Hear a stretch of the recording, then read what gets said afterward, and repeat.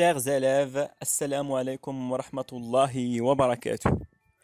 On va traiter le deuxième chapitre intitulé Le rôle du muscle strié squelettique dans la conversion d'énergie. Puisque on va commencer par une étude expérimentale de l'activité mécanique du muscle squelettique strié, bien sûr. Voilà les outils de l'expérience. Voilà le myogramme et voilà l'excitation. Après une stimulation efficace d'un muscle, c'est-à-dire la stimulation efficace d'un muscle, c'est une stimulation qui est supraliminaire. On va voir ce que ça veut dire liminaire, infraliminaire et supraliminaire. Il va engendrer quoi? Une contraction isolée très brève. La contraction isolée très brève, les méthodes fouches, 0,1 seconde, elle s'appelle la secousse musculaire. Voilà le schéma qui nous montre les choses plus claires. Voilà l'excitation et voilà la secousse musculaire et voilà l'échelle de temps. Donc myogramme, l'excitation et la durée. La secousse musculaire, elle est divisée en plusieurs parties. Par exemple, ça c'est l'amplitude, ce n'est pas une partie de la secousse musculaire. Mais voilà, par exemple, ici. Cette partie, on l'appelle la phase de latence. C'est la phase qui sépare le temps de l'excitation du temps de la réponse musculaire. Et voilà, la phase de contraction, c'est la phase où le muscle se raccourcit, alors que il y a la phase de relâchement, c'est la dernière phase où le muscle revient à ses dimensions initiales. Donc, la réponse mécanique du muscle à une excitation isolée s'appelle quoi? Une secousse musculaire. On va voir les parties essentielles d'une secousse musculaire. On va commencer d'abord par ce que ça veut dire une stimulation efficace.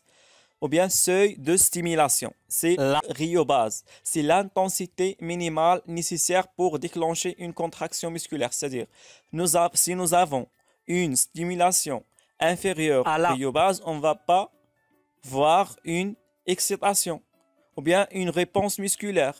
On l'appelle cette stimulation infraliminaire. Si nous avons une stimulation qui est supérieure de la rhéobase, dans ce cas-là, on l'appelle une stimulation qui est supraliminaire. La phase de latence, c'est le temps qui s'écoule entre le moment de la stimulation et le début de la réponse musculaire. La phase de contraction au cours de laquelle le muscle se raccourcit. Et la phase de relâchement, c'est au cours de laquelle le muscle récupère ses dimensions initiales. On va passer maintenant à la sommation. Qu'est-ce que ça veut dire la sommation? Regardez. Nous avons ici deux excitations successives pour un seul muscle. Regardez, la sommation ici, on l'appelle une sommation qui est partielle. Pourquoi? Lorsque la deuxième stimulation, 2, est produite pendant quoi? Pendant la phase de relâchement de la première. Est produite pendant la phase de relâchement de la première secousse musculaire. C'est la raison pour laquelle nous avons deux secousses musculaires, deux amplitudes qui ne sont pas fusionnées complètement. C'est la raison pour laquelle on l'appelle une sommation partielle. On va voir un autre cas. Mais ce cas-là, c'est la deuxième stimulation est produite cette fois pendant la phase de contraction de la première secousse musculaire. Qu'est-ce qu'on va voir? Regardez le résultat. On va voir une sommation totale.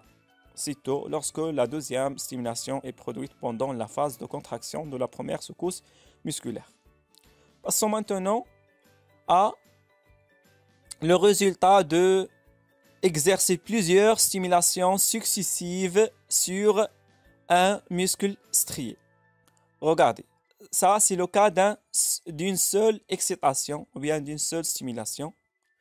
Regardez ici plusieurs stimulations successives. Voilà le résultat. Mais il y a une différence, on va voir pourquoi. Ici, ce qu'on appelle un tétanos imparfait. Qu'est-ce que ça veut dire le tétanos imparfait?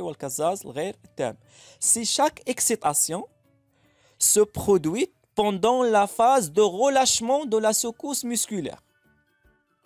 هنا عندنا بزاف تاع لي زيكسيتاسيون كل وحده اللي كل وحده تتكون فاش في لا فاز تاع الغولاشمون، فتره الاسترخاء تاع اللي سبقها، وهكذا هلم الجره كما تقولوا بالعربي.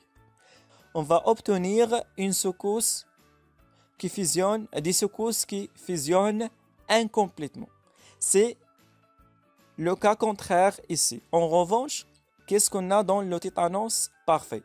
Chaque excitation, cette fois, se produit pendant la phase, ce n'est pas de relâchement, mais pendant la phase de contraction de la secousse musculaire relative à l'excitation précédente. Les secousses fusionnent complètement. Ça fait.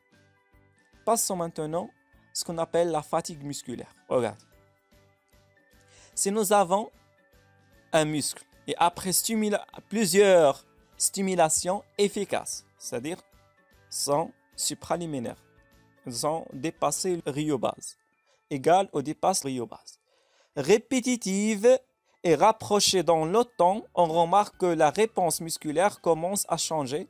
On parle de fatigue musculaire. Par exemple, ici, c'est la stimulation numéro 1. Ici, c'est la stimulation numéro combien?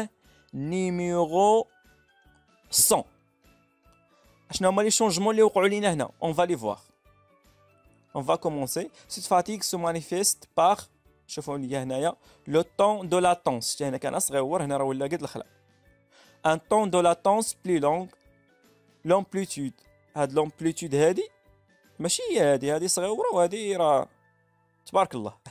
Une amplitude de contraction réduite, c'est-à-dire se réduit.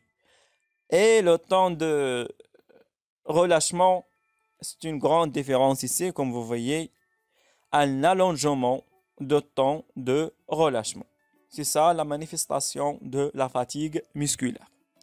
Passons maintenant aux caractéristiques d'un muscle squelettique que nous avons envoyé. Il est excitable, contractile, conductible et fatigable. Donc, tous ces caractéristiques, le muscle strié se caractérise par tous ces caractéristiques. Voilà le muscle strié par exemple. Ce n'est pas ça. Maintenant, on va passer pour voir la structure du muscle strié squelettique. Voilà. Nous avons un filament musculaire qui est constitué de plusieurs myofibres ou bien fibres musculaires. Voilà une autre image. Voilà. Le filament musculaire est constitué de plusieurs myofibres qui sont entourées par une membrane. On appelle dans le cas de muscles sarcoplasmiques à la place d'une membrane cytoplasmique et un réseau qui s'appelle réticulum sarcoplasmique. شبكة cytoplasmique riche en Ca2+. كيفاش riche en Ca2+؟ حيت هي المخزن ديالو، هي فين يكون عندنا emmagasiné. هنا عندنا plusieurs noyaux. Par exemple ici, on a les mitochondries. Donc, chaque fibre musculaire est constituée de quoi? De plusieurs sarcomères. Comme vous voyez, voilà le sarcomère, filament fin, il se constitue des filaments fins d'actine et les filaments épais de myosine, qui constituent des bandes claires, comme vous voyez ici et ici, des bandes claires, séparées par une bande sombre et limitées par deux stries Z. Dans la bande sombre, il y a cette zone-là qu'on appelle la zone H. Ce n'est pas la peine pour prendre de ceci. Mais, comme vous voyez, il faut connaître très bien la définition d'un sarcomère. C'est la plus petite unité fonctionnelle structurelle d'un muscle. Ou quelque chose comme ça. Donc, voilà l'ultrastructure du muscle cette fois. On va voir le sarcomère. Voilà, il y a ici plusieurs sarcomères. Constitués de quoi? De filaments d'actine et de myosine. Par exemple, regardez les filaments de myosine, filaments épais de myosine. Ils se forment de quoi?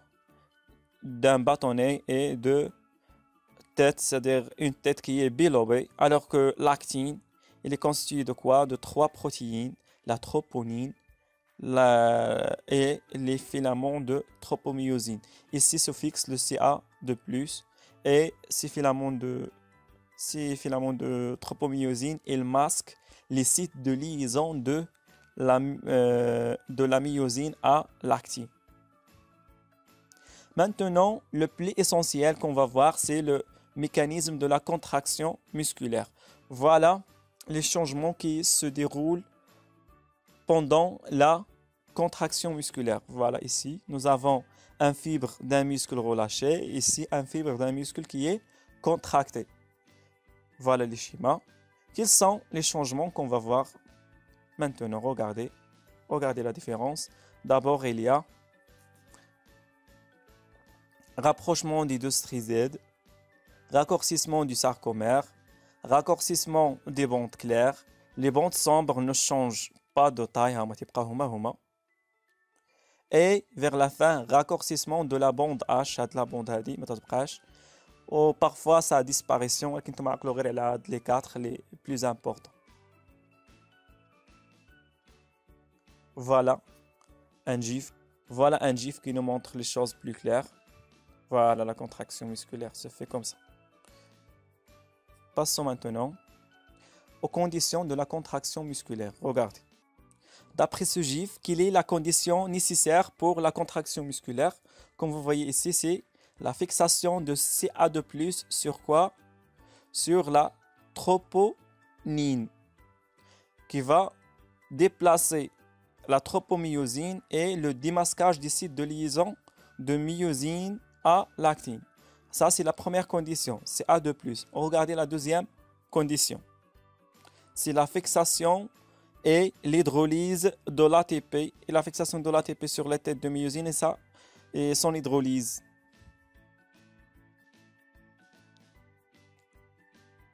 Donc, les conditions nécessaires pour la contraction musculaire, ce sont le Ca2+, et l'hydrolyse de l'ATP, qui est la source de l'énergie, bien sûr.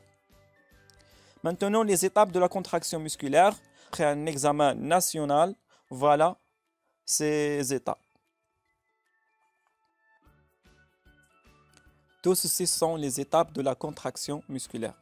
Mais quelle est la première étape d'après la correction de cet examen?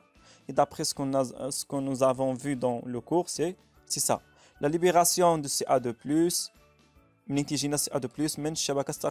le réticulum sarcoplasmique. Après, bien sûr, une excitation efficace. Formation de complexes actomyosine, hydrolyse de l'ATP, rotation des têtes de la myosine. La rotation après l'hydrolyse de l'ATP, وتتوقع عليهم لا روتاسيون تيدورو اش يديروا تيجروا معاهم هذوك لي فيلامون داكتين ومن بعد اش يوقع عليهم ان glissement vers le centre du sarcomère et vers la fin fixation de l'ATP sur les têtes de la myosine puis relâchement des têtes de myosine de l'actine et relâchement du sarcomère bien sûr et de muscles en général. Voilà les étapes qui sont ici plus détaillées dans ce schéma. Vous pouvez stopper la vidéo et lisez ces étapes, ou bien voilà les étapes ici qui sont bien détaillées. Pour bien comprendre, on va lire ensemble.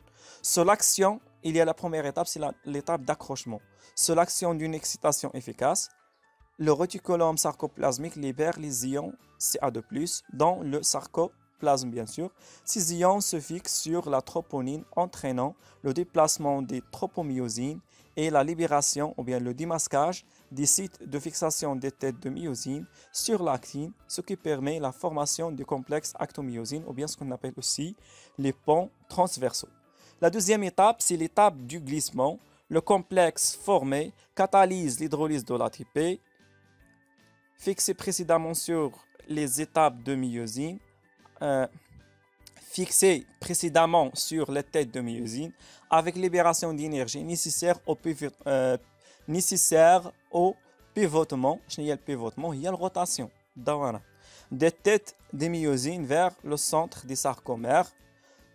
من بعد هذا البيفوتمون اش ينتج عليه permet le glissement des filaments d'actine sur les filaments de myosine et donc le raccourcissement des sarcomères. C'est ça l'étape de la contraction. Et vers la fin, l'étape de décrochement, l'absorption du CA2+ par le réticulum sarcoplasmique entraîne le décrochement des têtes de myosine. Et l'étape finale qui est l'étape de relâchement, l'absorption هي الامتصاص تعاودوا يرجعوا فين منين جاو. Le rechargement des têtes de myosine en ATP entraîne leur redressement. ملي تتفيكس l'ATP على هذوك les têtes de myosine تعاودوا يرجعوا كما كانوا. Le muscle revient à son état primordial pour qu'il y ait à nouveau une contraction. من بعد عاوتاني تتعاود تجي هذيك اللعيبه تاع l'excitation efficace تمشي للريتيكولوم sarcoplasmique تعاود يخرج CA2+ وهكذا دواليك. Merci pour votre attention et à la deuxième partie de la vidéo pour terminer ceci.